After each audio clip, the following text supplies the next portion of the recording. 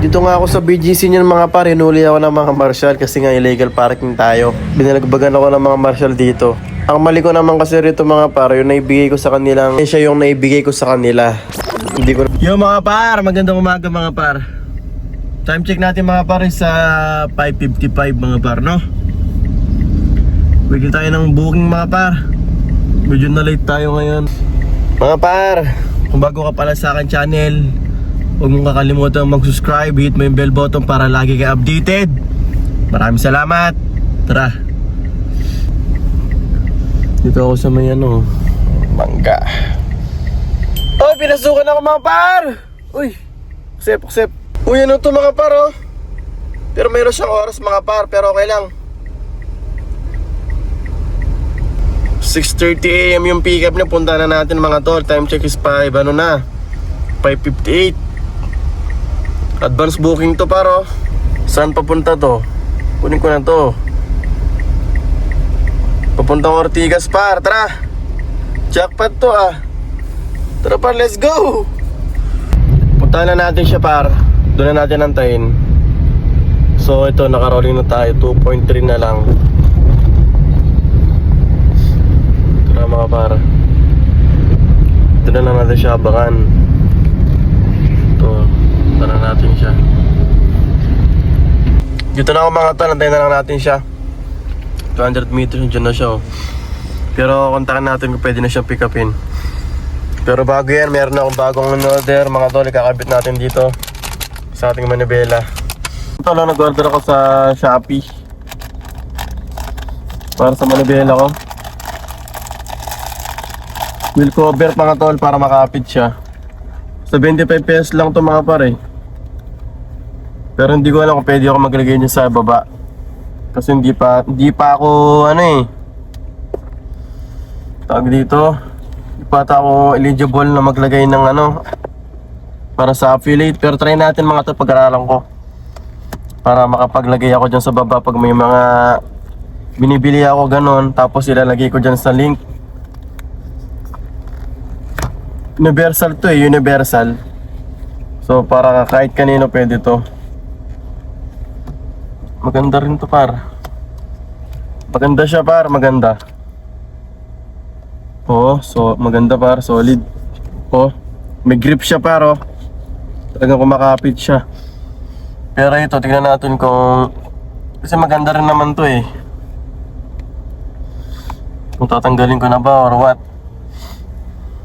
Ayusin ko muna.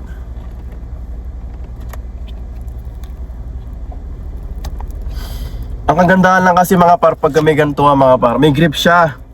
So kahit isang kamay lang mga par, kumakapit yung kamay mo sa manibela. So hindi ka mahirapan kahit patras-atras ka. Hindi ko tulad pag ganito siya mga par, madulas.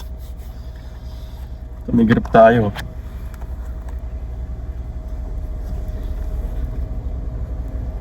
So 25 pesos par, di ba sulit? Pag magtitingin ka sa Facebook, ang mamahal na mga binibenta nila. Kasi yung minsan doon may mga scam.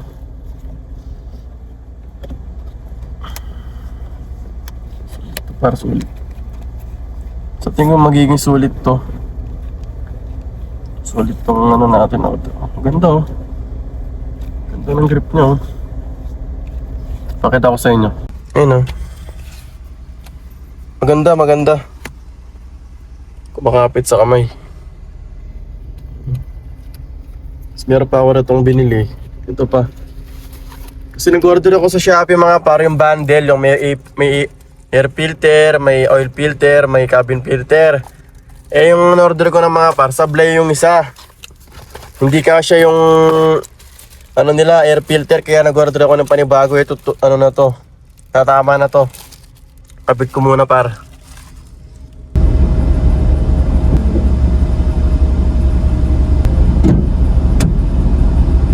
Ito mga parang dumi na, di ba? Dumi na. Kaya kinagabit na ako. I-chat natin si sir mga par kung pwede na pick upin. I-message natin. Nag-reply na mga tol. Tara, punta na natin. Ito lang yung pick up niya oh. Ito lang siya oh.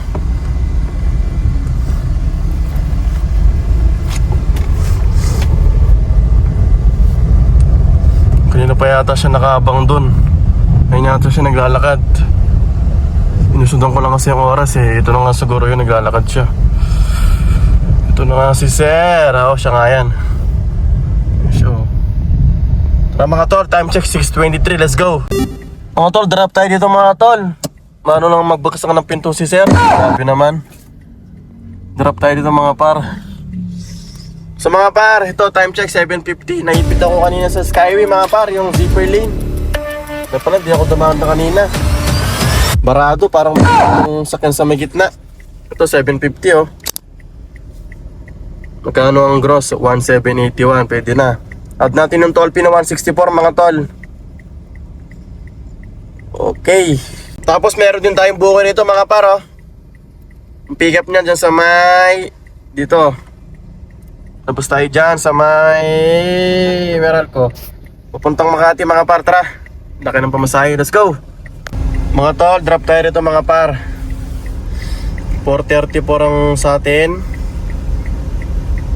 Drop off 5:36. Time check mga par sa 8:40 ng umaga. 8:40. Waiting tayo ng panibagong booking. Pinasukan tayo ng booking mga tol. Pick up is Greenbelt 3 papuntang Jupiter. Pamasahe is 122. Sana walang traffic sa Makati Hub. Tara mga tol. Mga tol, drop tayo dito 122. Ang gross is 169. Alright. Drop off. Time check mga tol is 9:03. Alas 9 ng umaga. Tapos wala pa tayo nito. Ilang oras na ba ako naka-online? 3 hours and 10 minutes. Pulang-pula mapa ako sa mga bandang parte. At magkano na burnings ko? 2-3. Maga pa mga tol, diba? Waiting. Mga tol, dito ako nag-rolling sa may Mandaluyong yung Hulo.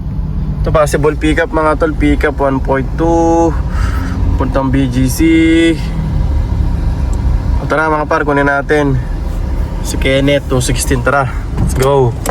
Time check is 9:25. Ay 9:27 na pala. 9:27 mga par. Touchdown tayo rito mga pre. 270 ito yung gross. Rolling. A few moments later. Dito nga ako sa BGC niyan mga par, hinuli ako ng mga marshal kasi nga illegal parking tayo. Binalagbagan ako ng mga marshal dito.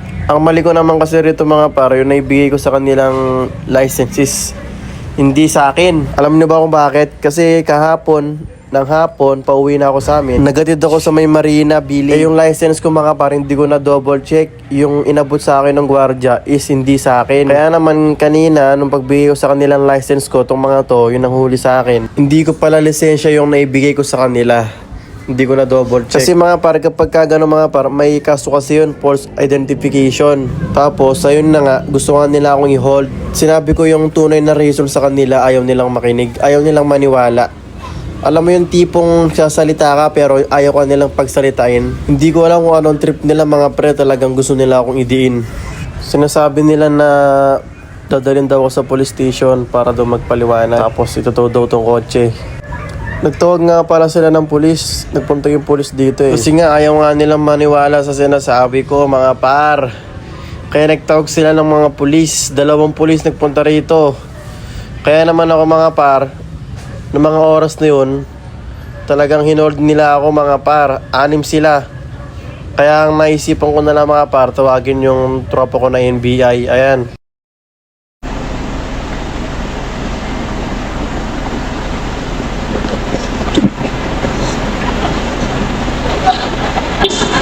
Kanina, nag-live ka. Nag-live ka kanina. Ay hindi sir, hindi ako nag-live sir. Ha? Nag-live daw po ako sir, di naman po ako nag-live. Ano, may video yan? Wala sir, wala po. Dashcam lang po meron sir. Ganun na. Ay hindi po, meron pa akong kausap sir, radyo po yun. Kasi mo natin kailangan ng mga ganun sa ano para Opo. Kasi yung papel niya, yung sasakyan. kasi Sasakyan sa sakyan niya. Oo. Oo, siya nga natin yan. Nagkarat po yan, sir.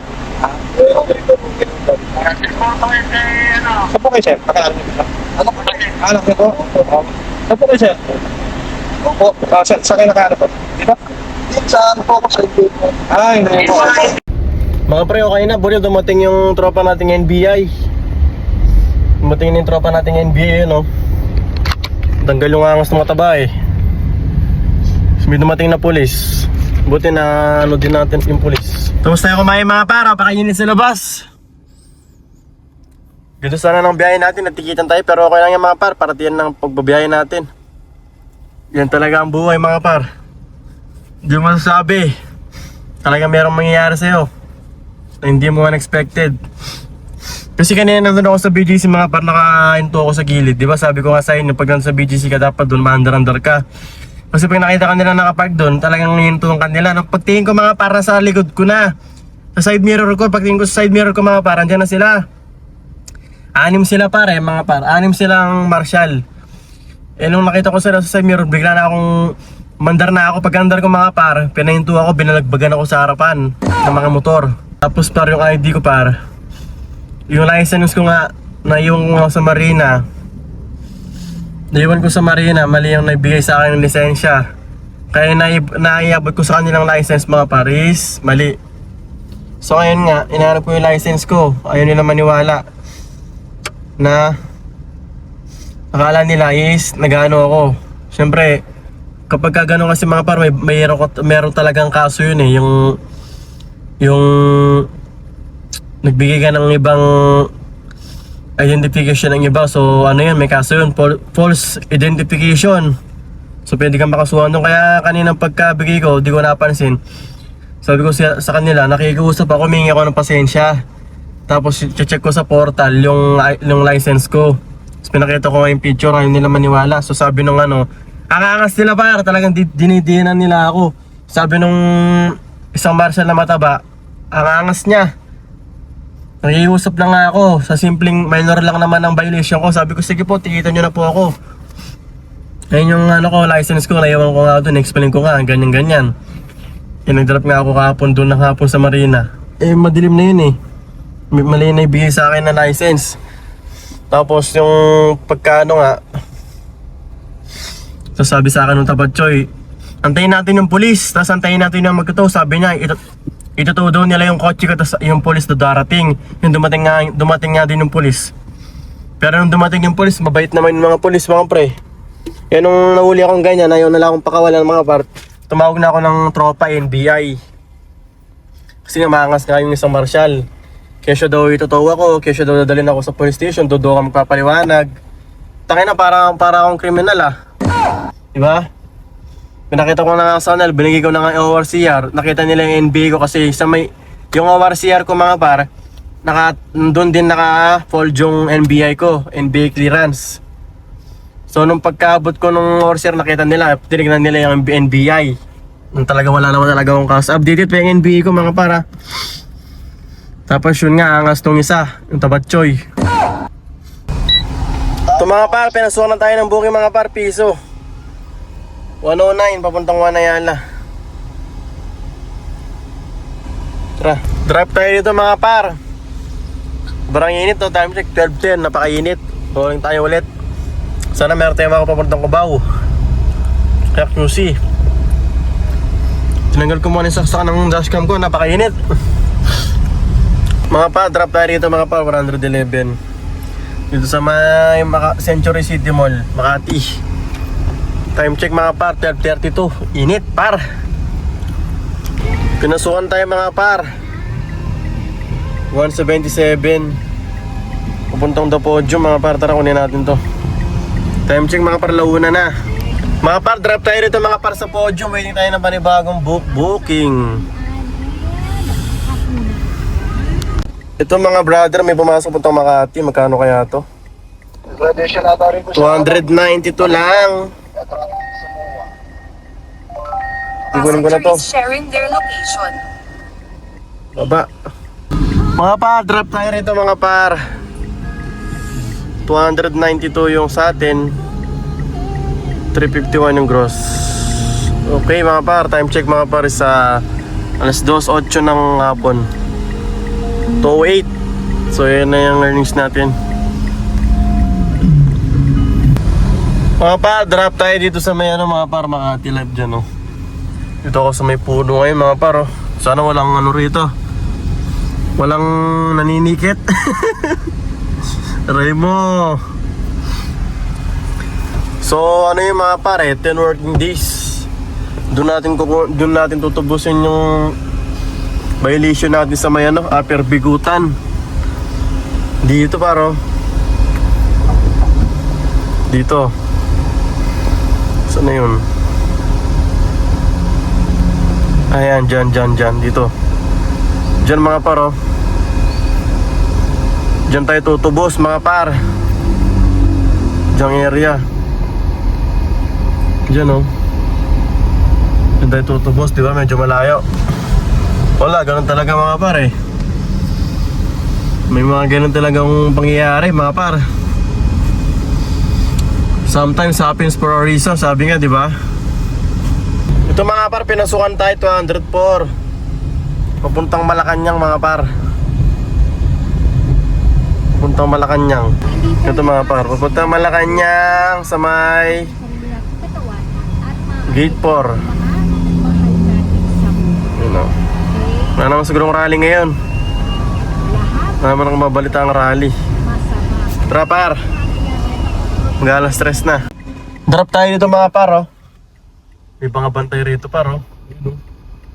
Drop tayo dito mga par.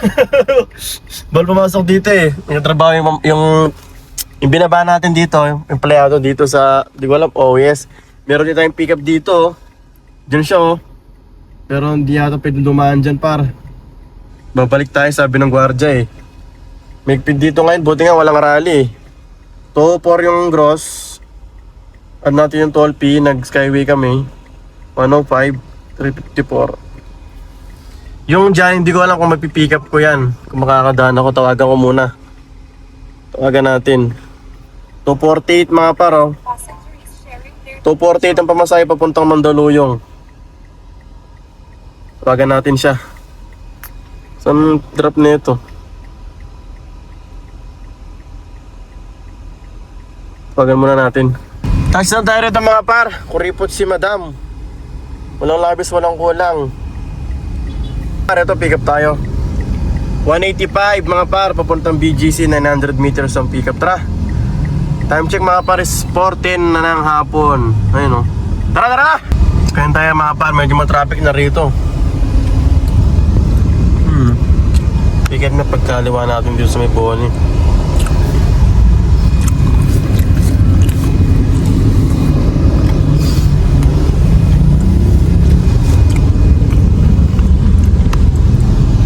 Dami tricycle dito.